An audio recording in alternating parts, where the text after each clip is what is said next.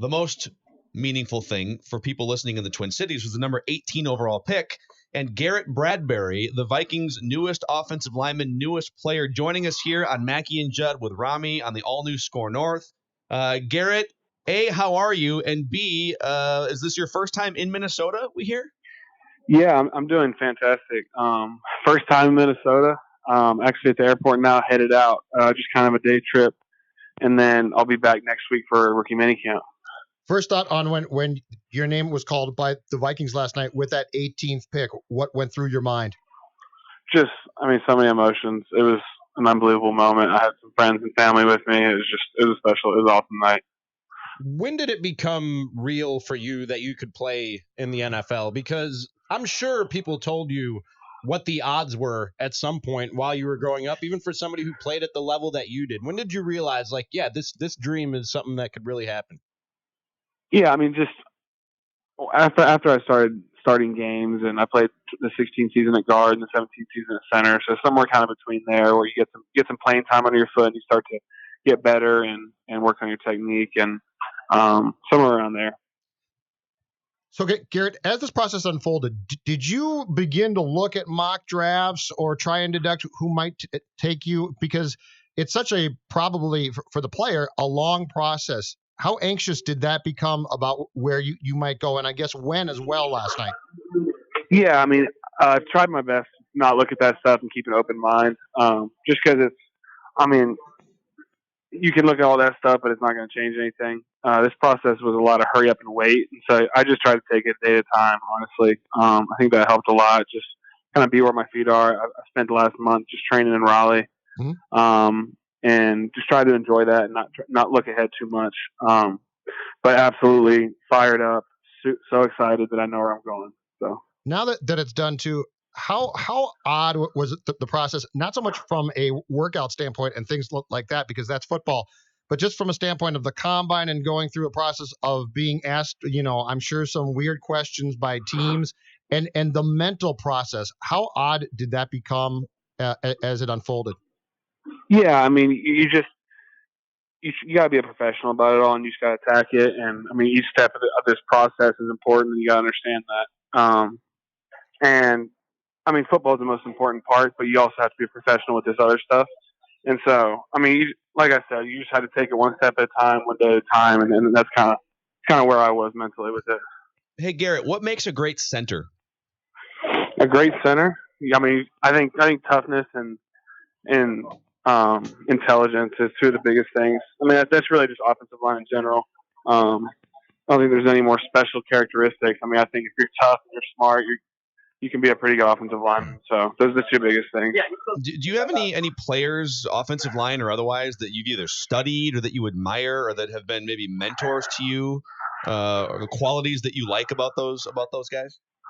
I think in terms of like a mentor, the biggest one would be probably Joe Tooney, who I played with a few years ago. He's been with the Patriots the last 3 years. He just taught me his biggest thing was just get stuff done, get a degree early, get a grad degree, just do everything, be consistent. And those are kind of the biggest messages he taught me.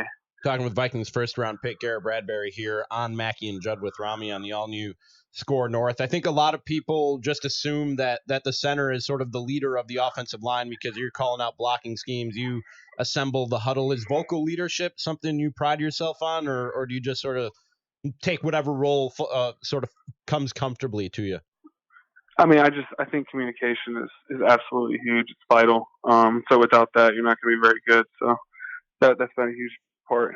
Now, how did you become a Yankees fan? And you do realize that the one team the Twins fans hate because they could never get past them is your Yankees, Garrett Bradbury.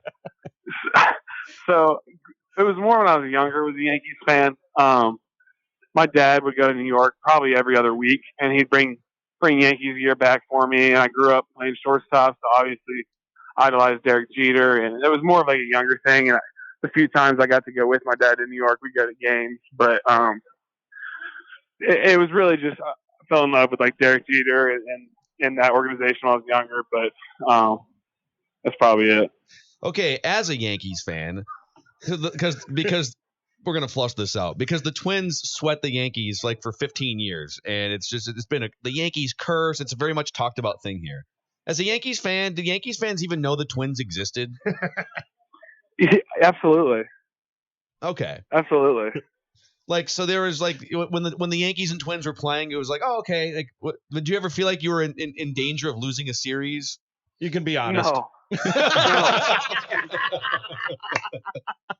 Yeah, kind of what we thought. Yeah, Garrett, there's a video that's gone viral, especially since last night when you were drafted, of you on a jet ski and your punter drop kicking a kick off the dock, and you over the shoulder, quite impressively on the jet ski, catch the football. Like I said, very impressive. Also didn't look like something the Minnesota Vikings probably want you doing again. Did they say anything to you about that? Yeah, no, but we probably will hold off on jet ski catches from here on out. But that was absolutely a phenomenal moment. We were like, let's just make a cool video at the lake with the jet ski, and we were trying to throw a frisbee and catch it. Our punter was like, why don't I just jump off the dock and kick it to you? We're like, all right, let's do it. It was an awesome time. Is that a little bit scary though? I mean, it sounds dicey, Garrett. No, that stuff's awesome. Have you ever gotten a chance to display your receiving skills on the field, and is that something that you lobby for with your coaching staff once you get comfortable? I don't. I'm not thinking about that at all. But I did used to play tight end, so you can definitely catch the ball if they need me to. All right, we got to ask you one last thing here. Is the Grim Reacher a name? Like, how did the Grim Reacher nickname come about? Is that like a media thing? Did you name yourself the Grim Reacher? No, absolutely not. No, that was not me.